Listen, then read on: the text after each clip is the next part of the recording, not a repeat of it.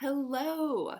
My name is Maggie Kuusinan. I am a knitter and sewist coming to you from the very beautiful and very snowy Steamboat Springs, Colorado, which is the ski town that I grew up in.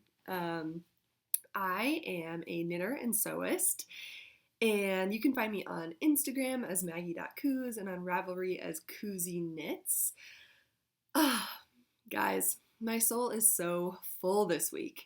I forgot to mention this is the Knitting in the Hospital Wing podcast, episode 10. What? I literally cannot believe that I have spent over 10 hours just like sitting in front of my computer talking to myself about knitting and crafts. It's like a little bit impressive. But yeah, so here we are for another hour. I have been having the best week. It's just been great. I am up at home in Steamboat Springs and I have just been skiing every day and it's been incredible. It has been snowing so much. I'm looking outside and just seeing the most beautiful snowstorm. It looks like a Christmas card. Wow. I think that I feel my most myself when I am at home in the mountains and it's snowing. There's something so peaceful and so beautiful about the snow and how it sort of dampens sound and makes everything quieter, and it just blankets everything in this really pure white. It just feels so refreshing. And when you breathe in the air when it's snowing, it's so crisp and so amazing. I truly love it. But yeah, I've also just had the best week because a bunch of my friends came up from the Front Range. So most of my friends live in the Boulder, Denver area, and a huge crew came up to ski over the past weekend, and it was so amazing to spend a weekend with some of my most beautiful friendships. So a bunch of people came up and we played games and went skiing and sat in the hot tub and knit and drank beer, and it was so amazing. I think that everyone thinks that they have the best friends, that their friends are amazing, but I just feel like my husband and I really cultivated a family throughout college, people who you haven't known your whole life and people who you weren't born into that family, but who have truly become the family that you create. And all of them are just such amazing people who are doing incredible things with their lives. I think your 20s are this really, really strange time where you graduate from college and it's almost as if you have too many choices and you don't know exactly the way you want your life to go, but you need to put something in motion. You need to start something, and it can be really intimidating and really stressful to go through that, and nobody tells you about that. No one talks about the fact that your 20s are incredible but also scary and anxiety provoking, because you feel as though you need to lay the foundation for what the rest of your life is going to be. And we all went through that together in a very intimate way in which we grew up together. So much of who you become happens in college, and there is definitely a foundation that happens before that. And the friendships I have from my childhood are something that I truly love, especially the friends who I have continued to be very close with after our childhood, even though we've moved to completely different places and lived totally different lives. Those are amazing, beautiful friendships. And the friendships that you make later in life are also so amazing. And I feel so thankful to have a group of people in my life who have sort of seen me through this really challenging thing. Going to medical school is something that is hard on everyone. It's hard on me, but it's also hard on my friends because for several years I was not a very good friend. And that's really hard to admit, but you go into this kind of selfish zone where you are so busy and so stressed and so strapped for time that you just don't have time to give the people in your life the attention and time that they deserve. And so it feels so amazing to be able to spend a lot of time with friends over, the last several months and really reconnect with a lot of people who I haven't been able to give as much time and attention to, but whose relationship I feel very strongly and really, really love. And so, yeah, I, friendships are so amazing because it's the people that you choose to love and you choose to have in your life. And I feel so thankful that I have so much love and support and a community around me that is willing to work on a relationship even when the other person can't give as much to it as they are giving. So yeah, I just it just filled my heart and soul with so much warmth and so much love to have them in a town where I grew up and means so much to me, and to spend so much time together. So that was this week. I'm feeling very thankful and very grounded for that. Other things that have been going on, I've really just been skiing. Sean and I are really thinking about getting a puppy. And so we have been kind of looking around at different puppies, trying to get a dog. At first we were going to wait until match day, but I just can't wait. So, yeah, hopefully I'll be able to chronicle the growth and training of a puppy very soon. But yeah, enough about the blathering. Let's just move on to some finished objects, which I'm sure that you can tell that I have finished a couple things this week. I would like to say for the record that I will not be finishing something every week because that is absurd, but I was just obsessed with this sweater. So this is my Eeylops Owl Emporium sweater. It is the Koivua sweater by Caitlin Hunter. I will just stand up and give you a view. It is such an amazing knit. Oh my gosh. I actually have two finished objects because I also have my Phoenix Feather Dreamin' Slowly hat. So I'll talk about them a little bit separately, but maybe I'll start with the hat just because my head is getting warm and I don't want to wear it anymore. So this is the Dreamin' Slowly hat by Layla and the Qing Fibre company.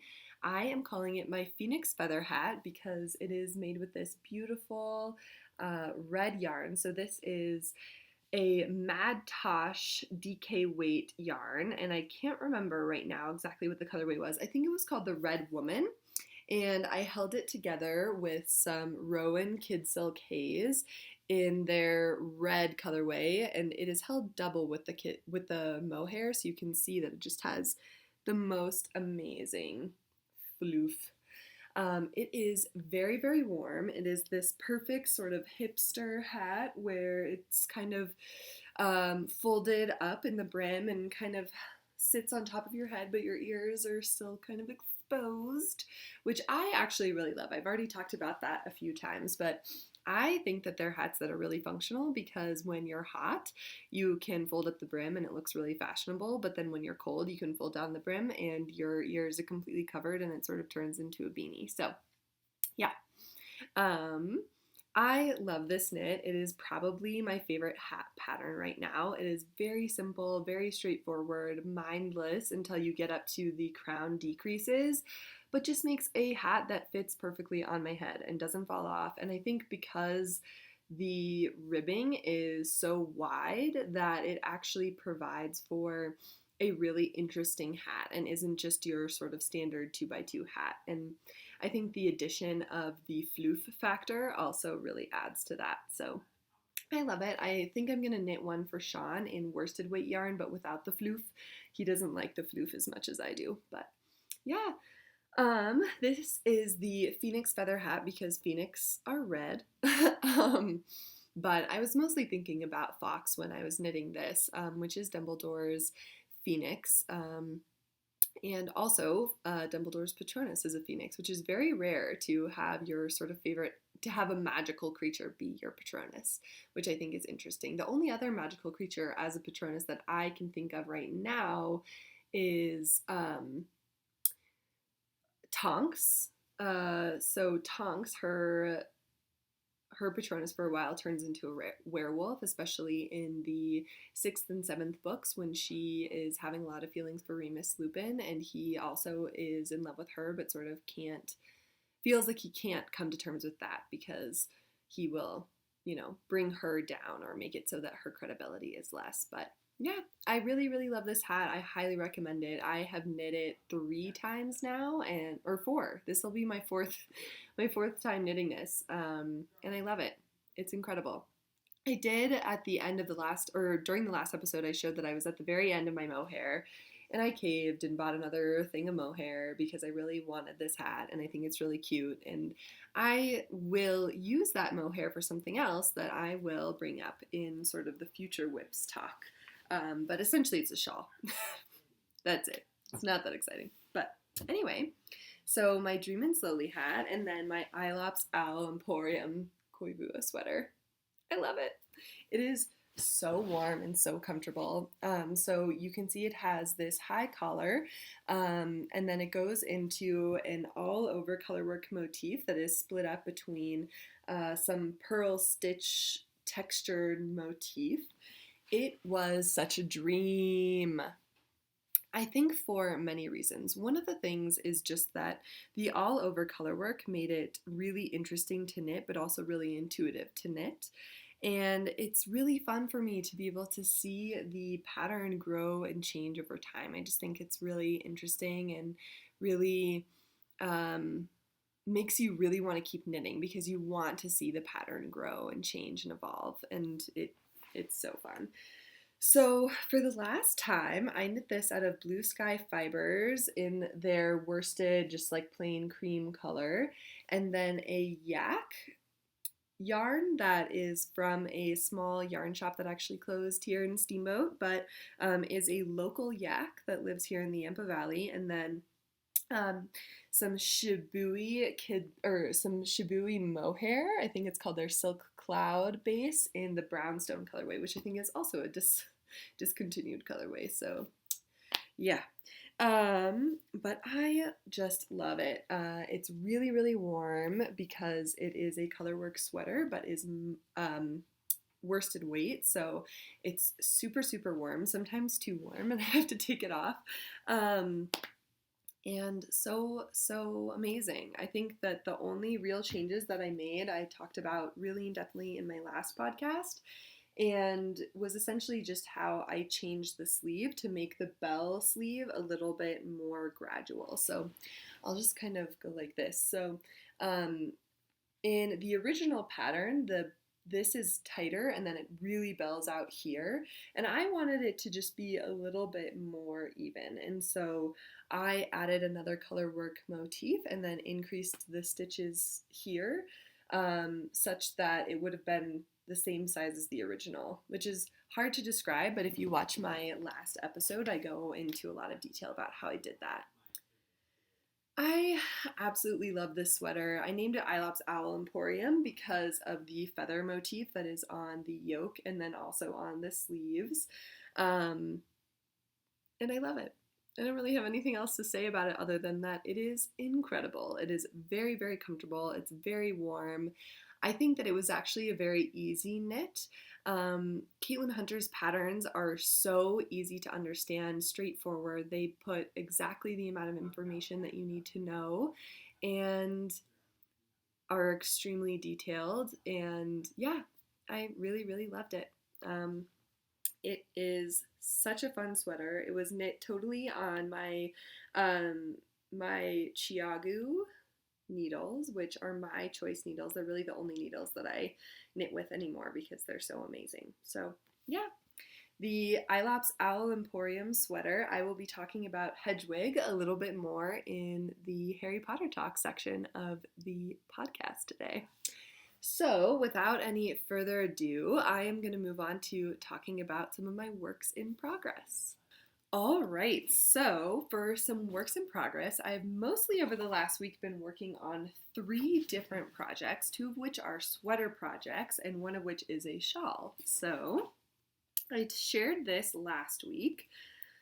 But this is my Rowena jumper by Fabel Knitwear, and I am knitting this out of this amazing Fibre Company Acadia, which is a rustic blend of silk noil, baby alpaca, and merino in the yellow birch colorway.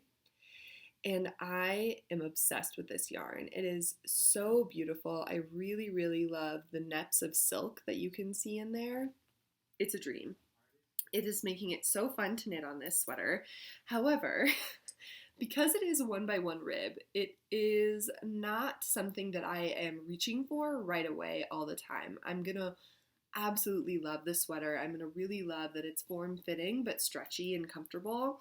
But there are just other things that I'm really excited about working on right now, and so I'm kind of going back and forth between the 1x1 rib. So I haven't put too much. I think I've probably doubled it in size though. So here it is. It is so beautiful. Let me get this a little bit closer. Oh. So, and you can see my little hedgewig that is there. That is my Simply Serving Progress Keeper. And it is so beautiful. One thing that I'm thinking about is that this is the right side right now. And for whatever reason, my right side 1x1 rib looks a little bit loose and a little bit strange. I'm trying to decide if it bothers me enough to knit this inside out, because when I turn this inside out, I don't know if you'll be able to tell, but this side, the wrong side, actually looks quite a bit cleaner, and the 1x1 rib is a little bit easier to see. However, when I pull it apart, it actually kind of looks the same. So maybe it's not even worth knitting it inside out. That's honestly part of the reason why I stopped working on this, is because I'm gonna have to start doing the increases for the chest shaping soon, and I'm just not sure which way I want to knit it. The pros about knitting it inside out are that I think it will look a little bit more polished. The cons are that in a way I kind of like this ribbed texture, and the fact that it doesn't look like 1x1 rib and almost looks like something else, and that it will just be more straightforward, which might be helpful because Fabel Knitwear, as I have said in previous episodes, is a Norwegian designer, and her designs are incredible. She's probably my favorite designer right now. Everything that she makes, I want. Literally everything. She's got such a delicate aesthetic that I really, really love. But because she's a Norwegian designer, her patterns are written in a very Scandinavian style, in that she doesn't put a ton of detail and leaves a lot up for you. And so it does make me, a little bit nervous to knit it inside out, just because the increases and decreases will be opposite, and it makes me a little bit nervous to do that. But in a way, my theme for 2020 is embracing that which makes you uncomfortable. So maybe in a way it will be a good idea for me to knit it inside out and have a sweater where I do that and then see how it looks. I don't know. I haven't decided yet. It makes me a little bit nervous, but maybe it's good. I think some things that I've realized is that it's really good to be nervous and have things make you uncomfortable. So you know what? I've decided. I'm going to do it. I'm going to knit it inside out. There we go.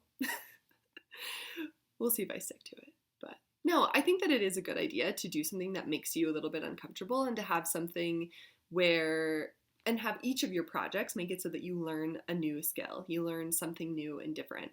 And so my skill for that one will be learning all of the opposite increases and decreases and learning how to knit something inside out. That'll be perfect. So yeah, that is the Rowena jumper by Fabel Knitwear. I am calling it Redemption for Kreacher, because as I said in my last podcast, Kreacher is a character that I think is very, very complex, but who in the movies doesn't get the redemption that he gets in the books. And his character arc is one that is really beautiful, because in the earlier books, he is a really horrible creature to be around and has really problematic stances on half-bloods and people who are not of wizarding descent. Um, However, he is also treated really poorly, and that leads to, honestly, to the death of Sirius Black. But I don't think it's his fault. I think that he, as Hermione has said, and I think as Dumbledore also said, he was made into that by the humans that he was around. And then when Sirius was there, Sirius treated him so poorly that he continued to have allegiance to different people. So yeah, I think Kreacher is such an interesting character, and as I keep working on this and as I get closer to finishing it, I'm excited to share more of my thoughts on Kreacher, his character arc, and what happened to him after they left and started their extended camping trip. I mean, I know he goes to Hogwarts, but like, how did he get there? It's a mystery.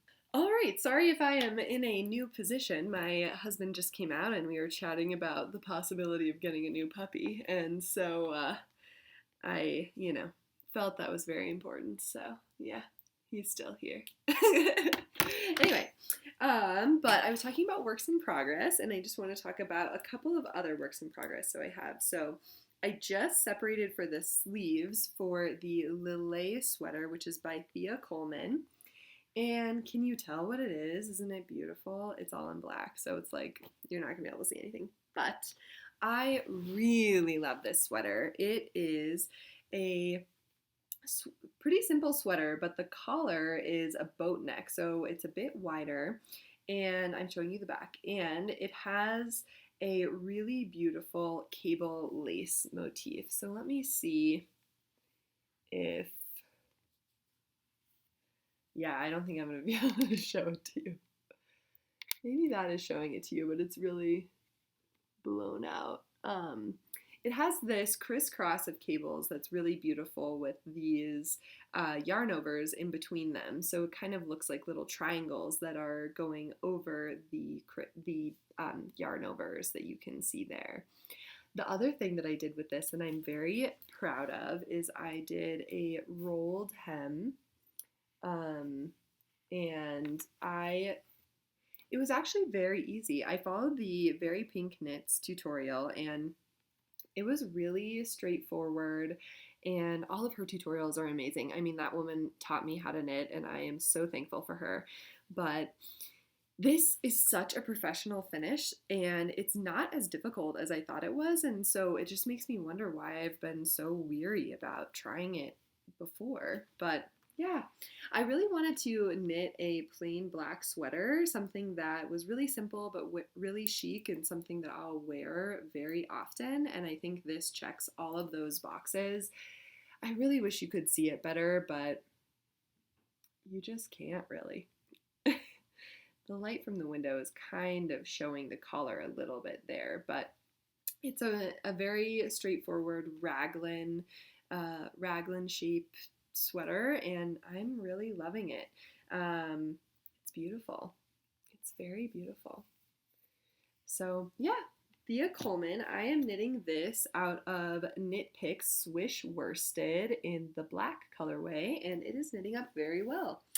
I'm really enjoying the yarn. It is very, very affordable, and for a plain black sweater, I think buying yarn like that makes the most sense, because I don't know much about dyeing, but I feel like for a plain black color, it's something that you just really want to get from a more commercial dyer. But I'm really enjoying this. I think that for a beginner, this would be one of the best beginning cable and lace patterns that you could do, because it's very straightforward. It is written very well. It's really easy to follow the pattern. And it's simple. It's, you're not moving many stitches. You're just moving one stitch at a time in the cables. And it's just yarn overs. And it's very easy to read your knitting and see what's happening and go from there. So I think this is a really wonderful sweater for a beginner who is confident and looking to try something new and something slightly different. I am calling this my R.A.B sweater, which is a reference to Regulus Arcturus Black, who is Sirius Black's brother, and a very, very important character for his character arc. I'm not going to go into it too much because I feel like whenever I finish a sweater, I go into it quite a bit. But Regulus was Sirius's younger brother who had a lot of the same personality traits as his family. So he was a Slytherin and ended up becoming a Death Eater when he was very, very young. But had a change of heart and realized that what Voldemort was doing was wrong and was evil, and went out of his way to fight against him and lost his life in that fight. So in the Harry Potter series, there's a lot of redemption and a lot of forgiveness for characters who have made mistakes but are still very good and very important characters. So the R.A.B sweater, which is the Lillet sweater by Thea Coleman. I am really loving it. And then my last current work in progress is the Free Your Fade shawl by Andrea Mowry. I started this out about a week ago on our drive up to Steamboat, and it's in sort of an awkward phase, but I am making this out of the advent calendar that Sean got me for for Christmas. You know what? He did get it for my birthday, but it was it arrived around Christmas. I am really, really loving this. I took all of the minis and I laid them out in a fade, and I am just having so much fun seeing the colors mold together and thinking about the references that they're making. So I started out with this beautiful gray green with specks of pink, and this is the Inquisitorial Squad. And then it fades into the Deathly Hollows, and then into Bellatrix Lestrange, which is this sort of purple and gray that you see in here, which then fades here into the Tales of Beetle the Bard. And then I just faded in my next color, which is Dolores Umbridge, or Professor Umbridge. It is so fun. I actually think, at first I was worried that it would look very striped, but I'm really loving how well this fade is turning out and how smoothly and effortlessly it is going. And I'm really excited to see the way it will go. This will be a full-on rainbow shawl, and I think I'll wear it a lot. I think that it will be a really good shawl, especially for the summertime, because it is so bright and so cheerful. And we'll have, maybe I'll wear it during like Pride Month and stuff like that. But yeah, so that is all that I've really been working on. And so the next segment is going to be future works in progress. I just have a couple of things that I'm excited about. So one thing is that with this beautiful mohair that I have with this, the red mohair, I am planning on making the R Decade wrap, which is out for testing right now, but it's by Nice and Knit. So you can see it there. It's this really beautiful wrap that uses 1 skein of fingering weight, 1 skein of worsted weight, and 1 skein of mohair. The mohair is that beautiful sort of golden brown color, and it's this beautiful lace motif. So my plan is that for the fingering weight, which is the gray here, I am going to be using my Dobby's pillowcase, which is this beautiful sort of beige, like creamy color that has speckles of like green and brown and things like that. For the dark stripes, I'm going to be using black, so the leftover yarn from my R.A.B sweater. And then the mohair is going to be that red, and I think that I'm going to wear that constantly. So I love that they have a beautiful shawl with 3 totally different weights of yarn that is a real stash buster that you can use up and not have to buy anything for. So Stash List 2020 is continuing, but I'm going to get another beautiful shawl, which I know a lot of people say they don't wear shawls very often, but honestly, I wear shawls all the time. I love them.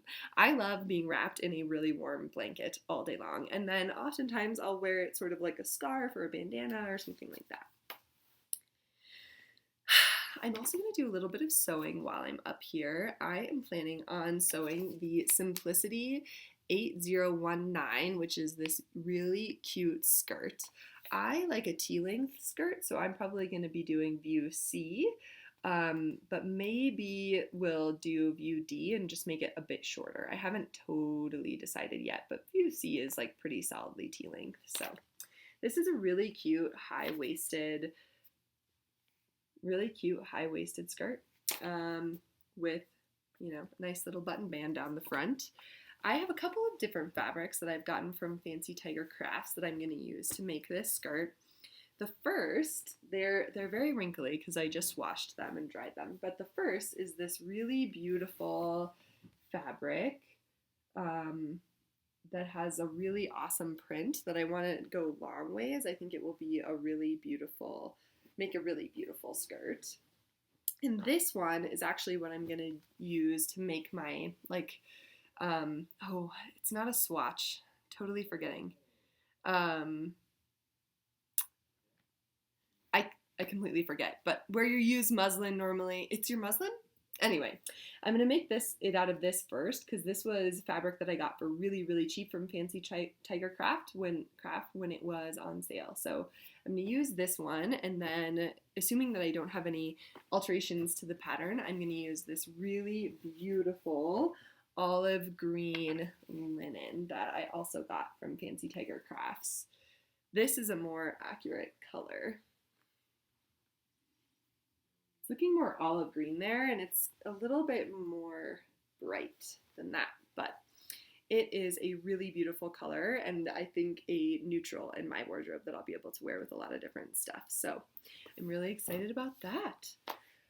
All right, well, now I'm going to move into some Harry Potter talk. So if you are here just for the crafting, then goodbye. Thank you for joining me. There were a lot more views over the last week, which was surprising and kind of embarrassing. I think it's because I posted on Instagram, which I'm really thankful that people actually want to watch this because I find it really embarrassing.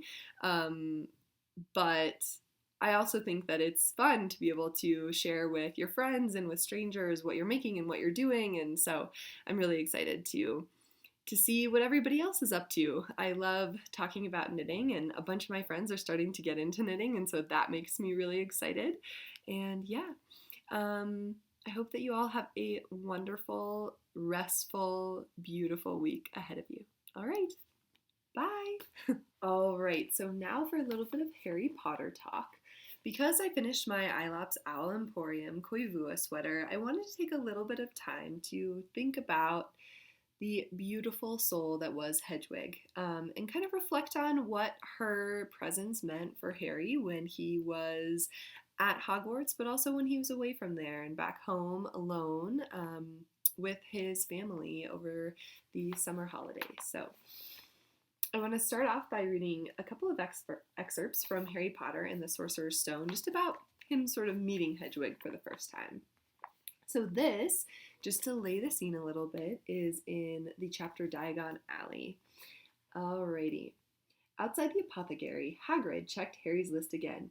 Just your wand left. Oh yeah, and I still haven't got you a birthday present. Harry felt himself go red. You don't have to. I know I don't have to. Tell you what, I'll get your animal. Not a toad. Toads went out of fashion years ago. You'd be laughed at. And I don't like cats. They make me sneeze. I'll get you an owl. All the kids want owls. They're dead useful. Carry your mail and everything. 20 minutes later, they left Eeylops Owl Emporium, which had been dark and full of rustling and flickering, jewel-bright eyes. Harry now carried a large cage that held a beautiful, snowy owl. Fast asleep with her head under her wing, he couldn't stop stammering his thanks, sounding just like Professor Quirrell. Don't mention it, said Hagrid gruffly. Don't expect you've had a lot of presents from them Dursleys. Just Ollivanders left now. Only place for wands, Ollivanders, and you gotta have the best wand. So later in the next chapter, the journey from platform 9 3/4. Harry's last month with the Dursleys wasn't fun, true. Dudley was now so scared of Harry he wouldn't stay in the same room, while Aunt Petunia and Uncle Vernon didn't shut Harry in his cupboard, force him to do anything, or shout at him. In fact, they didn't speak to him at all.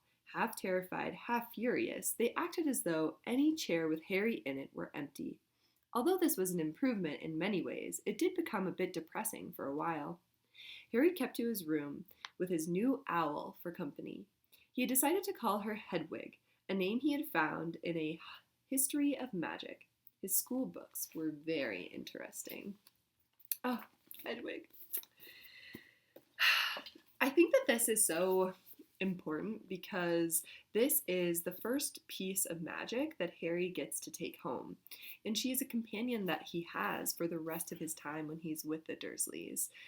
You know, in the final book, before he leaves, he is with Hedwig and he walks around the house and says, like, you know, we've lived here for so long. Are you going to miss it? You know, that type of scenario. And I think that that's beautiful because she is really the only connection that he had for so long to magic when he was at number 4 Privet Drive.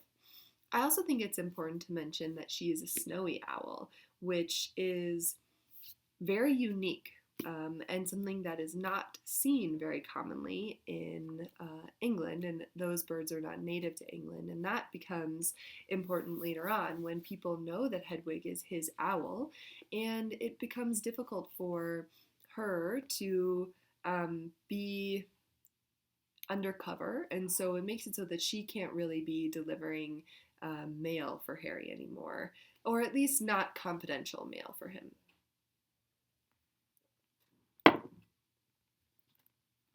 So the next excerpt I want to read is from Harry Potter and the Chamber of Secrets. All right. Oh. There's a lot of excerpts from this one that I want to read. So one thing that I love about this is that it literally just starts off right with Hedwig. Not for the first time, an argument had broken out over breakfast at number 4 Privet Drive. Mr. Vernon Dursley had been woken in the early hours of the morning by a loud hooting noise from his nephew Harry's room. "Third time this week," he roared across the table. "If you can't control that owl, it'll have to go." Harry tried yet again to explain. "She's bored," he said. "She's used to flying around outside. If I could just let her out at night." "Do I look stupid, Uncle Vernon?" A bit of a fried egg dangling from his bushy mustache. "I know what'll happen if that owl's let out." He exchanged dark looks with his wife Petunia. Harry tried to argue back, but his words were drowned by a long, loud belch from the Dursley son, Dudley. All right. And then, after Dobby had come and sort of given his warning and blown up Aunt Marge and then used magic and blamed it on Harry, this happens. 3 days later, and at this point, Harry is locked in his room and is only getting food like through a trapdoor. 3 days later, the Dursleys were showing no sign of relenting, and Harry couldn't see any way out of his situation. He lay on his bed watching the sun sinking behind the bars on the windows and wondered miserably what was going to happen to him. What was the good of magicking himself out of his room if Hogwarts would expel him for doing it? Yet life at Privet Drive had reached an all-time low. Now that the Dursleys knew they weren't going to wake up as fruit bats, he had lost his only weapon. Dobby might have saved Harry from horrible happenings at Hogwarts, but the way things were going, he'd probably starve to death anyway. The cat flap rattled, and Aunt Petunia's hand appeared, pushing a bowl of canned soup into the room. Harry, whose insides were aching with hunger, jumped off his bed and seized it. The soup was stone cold, but he drank half of it in one gulp. Then he crossed the room to Hedwig's cage and tipped the soggy vegetables at the bottom of the bowl into her empty food tray. She ruffled her feathers and gave him a look of deep disgust. "It's not good turning your beak up at it. That's all we've got," said Harry grimly.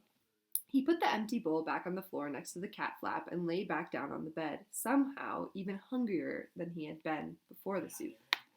Supposing he was still alive in another 4 weeks, what would happen if he didn't turn up at Hogwarts? Would someone be sent to see why he hadn't come back? Would they be able to make the Dursleys let him go? The room was growing dark. Exhausted, stomach rumbling, mind spinning over the same unanswerable questions, Harry fell into an uneasy sleep. He dreamed that he was on a show in a zoo with a card-reading, underage wizard attached to his cage. People goggled through the bars at him as he lay, starving and weak, on a bed of straw. He saw Dobby's face in the crowd and shouted out, asking for help. But Dobby called, "Harry Potter is safe there, sir," and vanished. Then the Dursleys appeared, and Dudley rattled the bars of the cage, laughing at him. "Stop it," Harry muttered as the rattling pounded in his sore head. "Leave me alone. Cut it out. I'm trying to sleep." He opened his eyes. Moonlight was shining through the bars in the window, and someone was goggling through the bars at him. A freckle-faced, red-haired, long-nosed someone. Ron Weasley was outside Harry's window. "Ron!" breathed Harry, creeping to the window and pushing it up so they could talk through the bars. "Ron, what the?" Harry's mouth fell open as the full impact of what he was seeing hit him. Ron was leaning out at the back of a window of an old turquoise car, which was parked in midair. Grinning at Harry from the front seat were Fred and George, Ron's elder twin brothers. "All right, Harry," asked George. "What's been going on?" said Ron. "Why haven't you been answering my letters? I've asked you to stay about 12 times, and then Dad came home and said you'd got an official warning for using magic in front of muggles. It wasn't me, and how did he know? He works for the ministry," said Ron. "You know we're not supposed to do spells outside of school." "You should talk," said Harry, staring at the floating car. "Oh, this doesn't count," said Ron. "We're only borrowing this. It's Dad's. We didn't enchant it. But doing magic in front of those muggles you live with, I told you I didn't. But it'll take too long to explain now. Look, can you tell them at Hogwarts that the Dursleys have locked me up and won't let me come back? And obviously I can't magic myself out because the ministry will think that it's the second spell I've done in 3 days, so..." "Stop gibbering," said Ron. "We've come to take you home with us." "But you can't magic me out either." "We don't need to," said Ron, jerking his head towards the front seat and grinning. "You forgot who I've got with me." "Tie this around the bars," said Fred, throwing the end of a rope to Harry. "If the Dursleys wake up, I'm dead," said Harry as he tied the rope tightly around a bar, and Fred revved up the car. "Don't worry," said Fred. "Then stand back." Harry moved back into the shadows next to Hedwig, who seemed to have realized how important this was, and kept still and silent. The car revved louder and louder, and suddenly, with a crunching noise, the bars were pulled clean out of the window as Fred drove straight up in the air. Harry ran back to the window to see the bars dangling a few feet above the ground. Panting, Ron hoisted them up into the car. Harry listened anxiously, but there was no sound from the Dursleys' bedroom. When the bars were safely in the back seat with Ron, Fred reversed as close as possible to Harry's window. "Get in," Ron said. "But all my Hogwarts stuff, my wand, my broomstick." "Where is it?" "Locked in the cupboard under the stairs, and I can't get out of this room." "No problem," said George from the front passenger seat. "Out of the way, Harry." Fred and George climbed cat-like through the window into Harry's room. "You had to hand it to them," thought Harry, as George took an ordinary hairpin from his pocket and started to pick the lock. "A lot of wizards think it's a waste of time knowing this sort of muggle trick," said Fred. "But we feel their skills worth learning, even if they are a bit slow." There was a small click, and the door swung open. "So, we'll get your trunk. You grab anything you need from your room and hand it out to Ron," whispered George. "Watch out for the bottom stair. It creaks," Harry whispered back as the twins disappeared into the dark landing. Harry dashed around his room, collecting his things and passing them out of the window to Ron. Then he went to help Fred and George heave his trunk up the stairs. Harry heard Uncle Vernon cough. At last, panting, they reached the landing, then carried the trunk through Harry's room to the open window. Fred climbed back into the car to pull with Ron, and Harry and George pushed from the bedroom side. Inch by inch, the trunk slid through the window. Uncle Vernon coughed again. "A bit more," panted Fred, who was pulling from inside the car. "One good push." Harry and George threw their shoulders against the trunk, and it slid out of the window into the back seat of the car. "Okay, let's go," whispered George. But as Harry climbed into the windowsill, there came a sudden loud screech from behind him, followed immediately by a thunder of Uncle Vernon's voice. "That ruddy owl! I'd forgotten Hedwig!" Harry tore back across the room as the landing light clicked on. He snatched up Hedwig's cage. dashed to the window and passed it out to Ron. He was scrambling back into the chest of drawers when Uncle Vernon hammered on the unlocked door and it crashed open. For a split second, Uncle Vernon stood framed in the doorway. Then he let out a bellow like an angry bull and dived at Harry, grabbing him by the ankle. Ron, Fred, and George seized Harry's arms and pulled as hard as they could. "Petunia!" roared Uncle Vernon. "He's getting away! He's getting away!" But the Weasleys gave a gigantic tug, and Harry's leg slid out of Uncle Vernon's grasp. Harry was in the car. He'd slammed the door shut. "Put your feet down, Fred," yelled Ron, and the car shot suddenly towards the moon. Harry couldn't believe it. He was free. So I love this part because I feel like you really get an idea of Hedwig's personality when he feeds her a really disgusting dinner and she looks at him like, "What the fuck? I'm not gonna eat this." But then I also think it is just so funny and so fucked up also that he forgets her. How can you forget Hedwig? She's literally your only friend. She loves you so much. You love her. She is your companion. And you fucking left her behind? What? It's crazy. I don't know. I lost a little bit of respect for Harry in that moment. All right. Alrighty. Here is the last one. So this is Owlpost from Harry Potter and the Prisoner of Azkaban. The separation from his spellbooks had been a real problem for Harry because his teachers at Hogwarts had given him a lot of holiday work.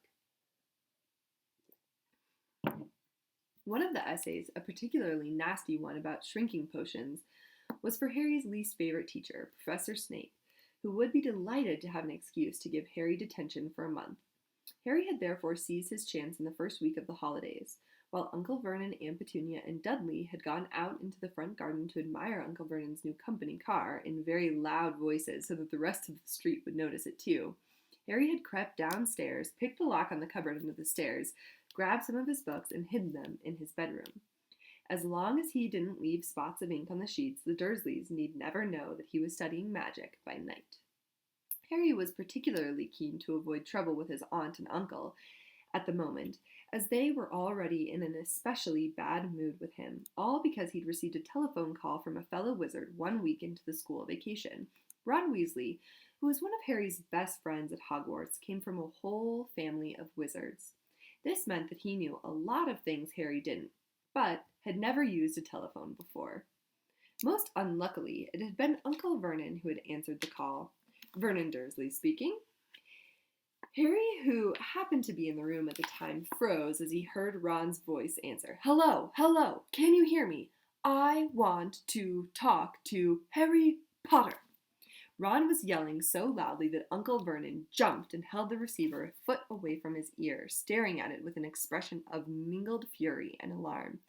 "Who is this?" he roared in the direction of the mouthpiece. "Who are you?" "Ron Weasley," Ron bellowed back as though he and Uncle Vernon, although he and Uncle Vernon were speaking from opposite ends of a football field. "I'm a friend of Harry's from school." Uncle Vernon's small eyes swiveled around to Harry, who was rooted to the spot. "There is no Harry Potter here," he roared, now holding the receiver at arm's length as though frightened it might explode. "I don't know what school you're talking about. Never contact me again. Don't you come near my family." And he threw the receiver back onto the telephone as if dropping a poisonous spider. The fight that had followed had been one of the worst ever. "How dare you give this number to people like you," Uncle Vernon had roared, spraying Harry with spit. Ron obviously realized he'd gotten Harry into trouble because he hadn't called again. Harry's other best friend from Hogwarts, Hermione Granger, hadn't been in touch either. Harry suspected that Ron had warned Hermione not to call, which was a pity because Hermione, the cleverest witch in Harry's year, had Muggle parents and knew perfectly well how to use a telephone and would probably have enough sense not to say that she went to Hogwarts. So Harry had no word from any of his wizarding friends for 5 long weeks, and this summer was turning out to be almost as bad as the last one. There was just one very small improvement. After swearing that he wouldn't use her to send letters to any of his friends, Harry had been allowed to let his owl, Hedwig out at night. Uncle Vernon had given in because of the racket Hedwig made if she was locked in her cage all the time. Harry finished writing about Wendelin the Weird and paused to listen again. The silence in the dark house was broken only by the distant grunting snores of his enormous cousin Dudley. It must be very late, Harry thought. His eyes were itching with tiredness. Perhaps he'd finish this essay tomorrow night.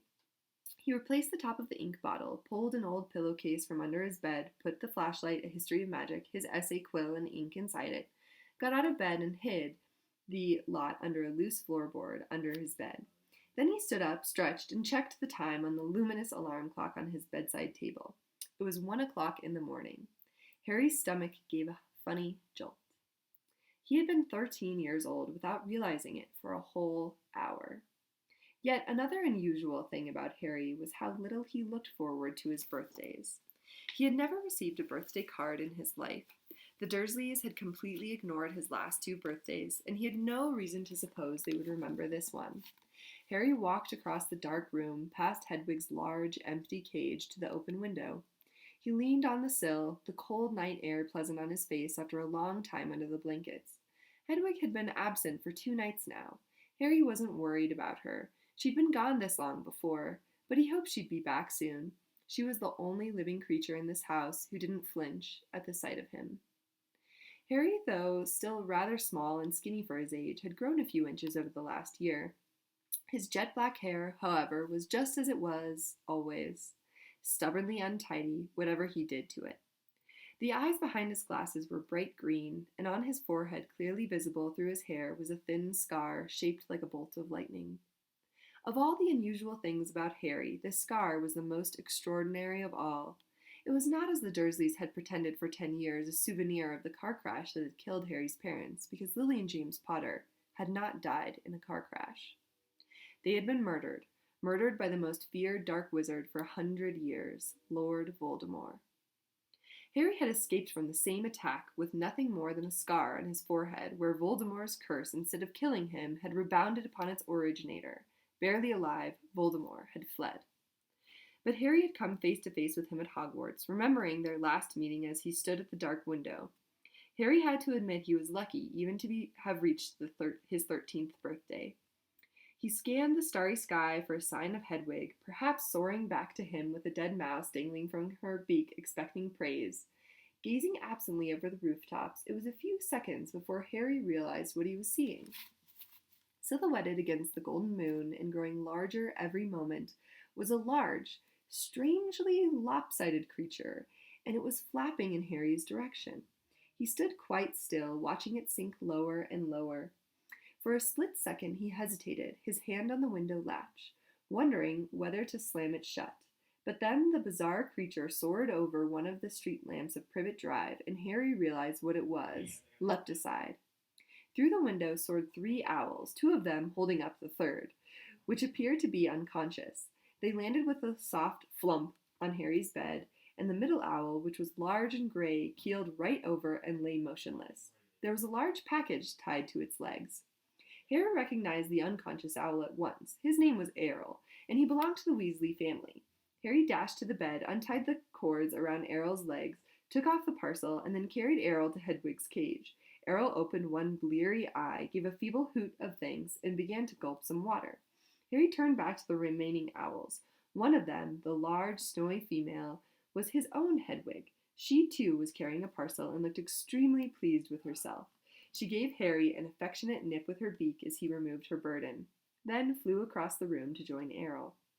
Harry didn't recognize the third owl, a handsome tawny one, but he knew at once where it had come from, because in addition to a third package, it was carrying a letter bearing the Hogwarts crest.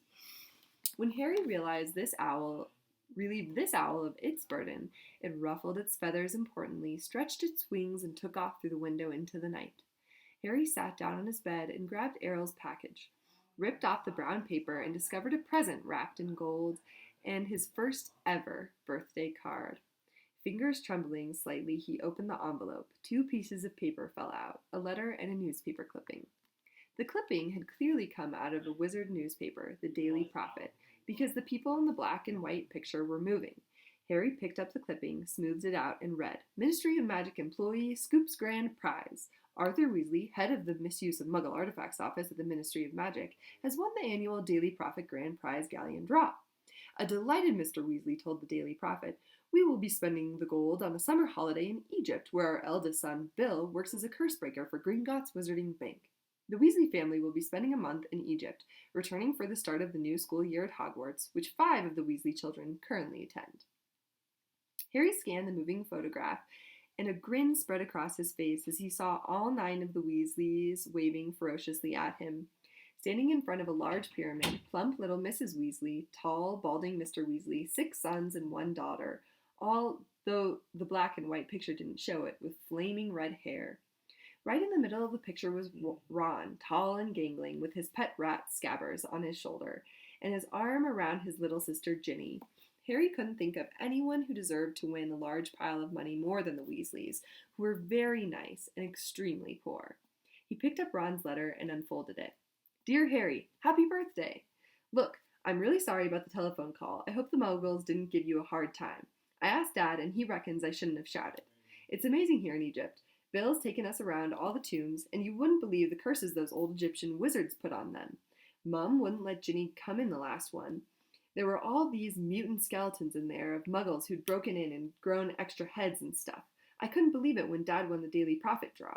700 galleons! Most of it's gone on this trip, but they're going to buy me a new wand for the next year.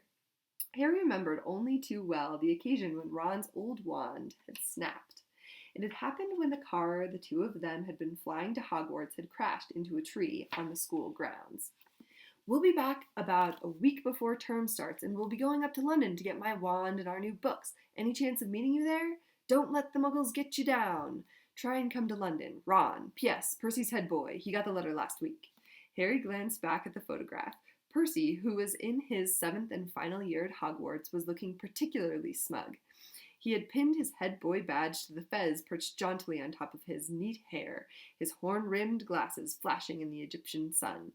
Harry now turned his present and unwrapped it. Inside was what looked like a miniature glass spinning top. There was another note from Ron beneath it. Harry, this is a pocket sneakoscope. If there's someone untrustworthy around, it's supposed to light up and spin. Bill says it's rubbish, sold for wizard tourists, and isn't reliable, because it kept lighting up at dinner last night. But he didn't realize Fred and George had put beetles in his soup. Bye. Ron. Harry put the pocket sneakoscope on his bedside table where it stood quite still, balanced on its point, reflecting the luminous hands of his clock. He looked at it happily for a few seconds, then picked up the parcel Hedwig had brought. Inside this, too, there was a wrapped present, a card, and a letter, this time from Hermione. Dear Harry, Ron wrote to me and told me about his phone call to your Uncle Vernon. I do hope you're all right. I'm on holiday in France at the moment, and I didn't know how I was going to send this to you. What if they'd opened it at customs? But then Hedwig turned up. I think she wanted to make sure you got something for your birthday for a change. I bought your present by owl order. There was an advertisement in the Daily Prophet. I've been getting it delivered. It's good. It's so good to keep up with what's going on in the wizarding world. Did you see that picture of Ron and his family a week ago? I bet he's learning loads. I'm really jealous. The ancient Egyptian wizards were fascinating. There's one interesting local history of witchcraft here, too. There's some interesting local history of witchcraft here, too. I've rewritten my whole history of magic essay to include some of the things I found out. I hope it's not too long. It's 2 rolls of parchment more than Professor Binns asked for. Ron says he's going to be in London in the last week of the holidays. Can you make it?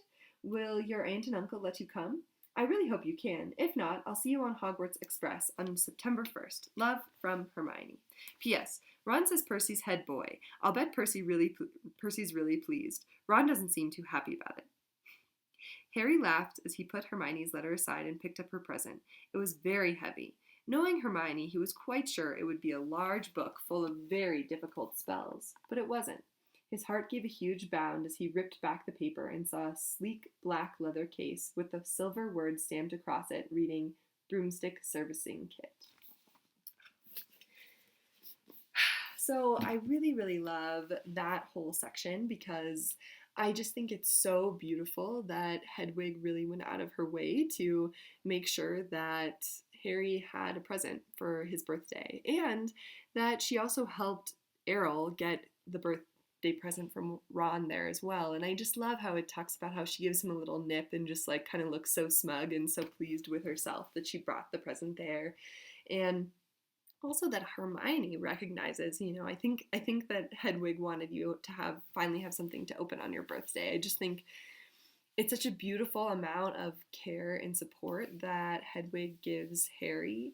And she's really, and also that part where, oh, it's so heartbreaking, where goes to the window and he's looking out and sort of wishing that she would come home for his birthday, just because she's the only creature in the house that doesn't flinch when she sees him.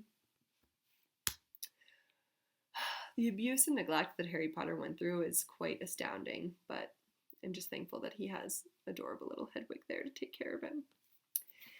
Anyway, I love Hedwig. It's so, so, so sad when she dies, but I also think that for it to feel real, there had to be some real losses. And so losing, one of the Weasley twins, losing Hedwig, losing Sirius, those are all really important parts of the story.